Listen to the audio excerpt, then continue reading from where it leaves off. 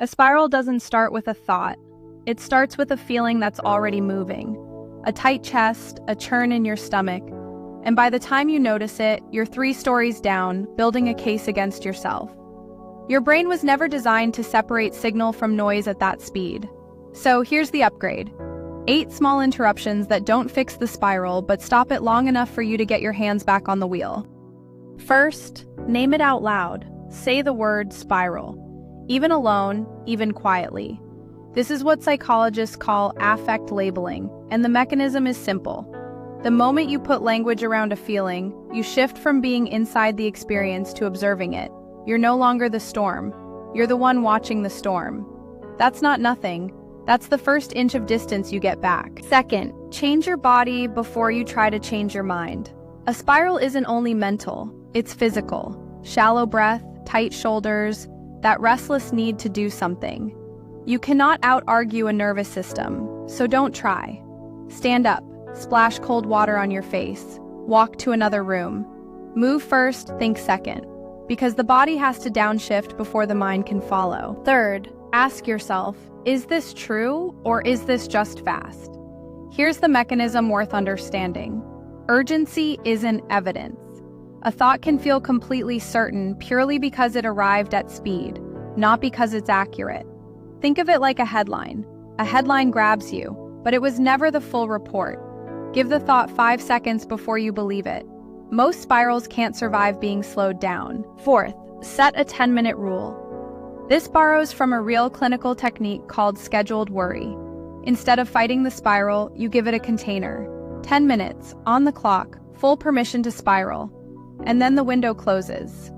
A feeling that thinks it's infinite suddenly has a deadline, and deadlines shrink things. Fifth, text one person the honest sentence, not the polished version you'd post, the real one.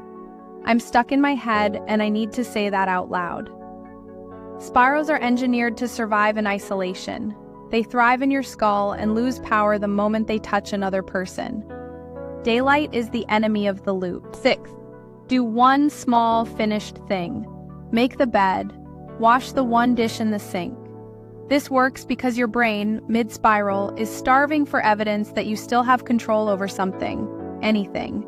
A completed action is proof. It's small, but it's real. And real beats abstract every time. Seventh, write the worst case, then write the likely case, side by side. A spiral only ever shows you one ending, and it's always the worst one.